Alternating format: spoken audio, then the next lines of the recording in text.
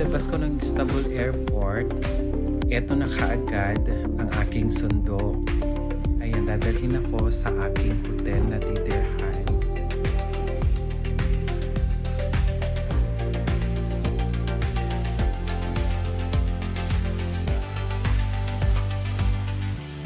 At pagdating ko ng hotel, eto na kaagad ang bumungad sa akin. Hindi naman siya 5-star na hotel pero okay na kasi maaliwalas naman siyang tingnan. At eto na nga ang aking room. Ayan, hindi siya malaki pero okay na kasi maaliwalas naman siya. Ayan, dito nga pala ako titira ng 6 na gabi. At eto din ang aking CR. Ayan, maliit siya pero cute. Diba? Wala. Dito nga pala sa hotel ay libre ang aking breakfast dito. At pagkatapos ko nag-breakfast, nagbihis kagad ang lola mo at namasyal na. Ang unang pinuntahan ko dito ay itong Taksim Square.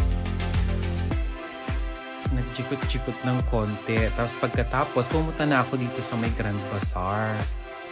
Kasi, na-curious ako kasi dahil ang dami lang sinasabi na maganda daw mamili dito kasi bagsak presyo pero hindi din, mahal din. Dahil nga wala akong pera, ayun, nag-ikot-ikot na lang ang lola nyo. Feeling lang may pera pero okay lang. Ang sumunod na pinuntahan ko naman ay ang Galata Bridge. Eto, nag-ikot-ikot ako tapos dumaan ako dito sa may tulay papunta sa kabila. So, natutuwa ako kasi ang daming namimingwit. Tapos ang daming nila nakukuhang mga isdang maliliit. Ayan.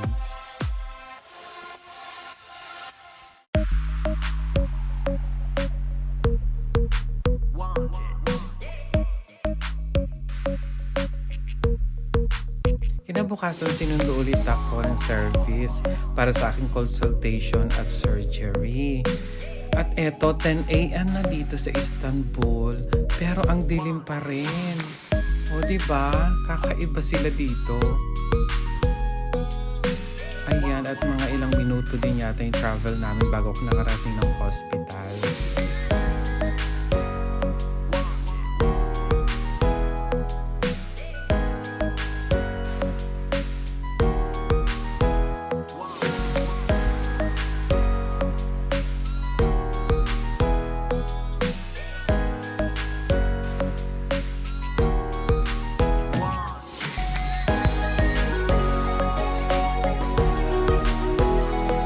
Pagdating ko ng hospital, photoshoot agad ang bakla. O, di ba bongga?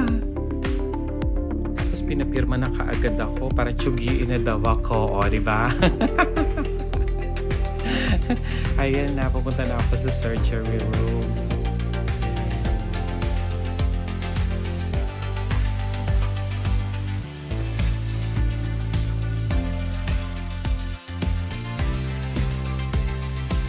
After 2 hours ng surgery ko, dito na ako dinala at dito ako mag-i-stay ng isang araw para maobserbahan ako. At eto na, kinabukasan, magang-magana yung mukha ko.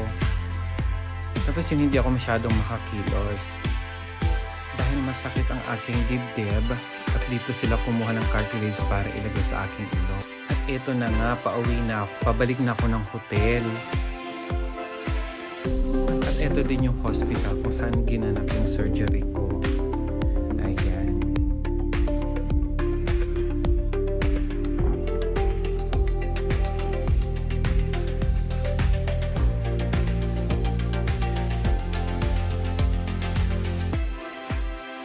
At kinabukasan, eto na, magang-magana yung mukha ko. Kutis ganda talaga. Diba? Pongga.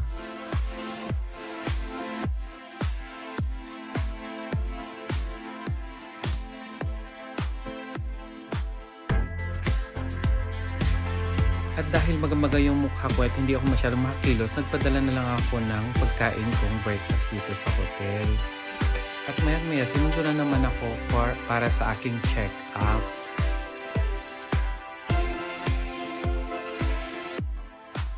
Tapos Tapos maga-maga pa rin yung mukha ko kaya nakakatakot. Pero okay lang, basta gumanda ako, di ba? Bongga. Tapos eto nga pala ang aking surgeon. Ayan, di ba? Sa natitirang araw ko dito sa Istanbul, sinamantala ko na rin mag-ikot-ikot mag-isa para naman masulid ko ang aking pagpunta dito. O, di ba? Ayan. Sa totoo lang, ang ganda talaga dito sa Istanbul. Gusto ko siya. Napaka-friendly yung mga tao dito. Ayan. Sa paglalakad ko, nakarating ako sa isang mall. Ayan, nag-ikot-ikot na rin ako sa loob para may magustuhan. Pero wala naman akong binili. So, eto na nga. Eto na yung last day ko dito sa Istanbul. Ayan. Habang naghihintay ako ng flight pabalik ng ng Portugal. Eto, nandito na ako sa airport, kumukuha ng mga videos. Ayan na.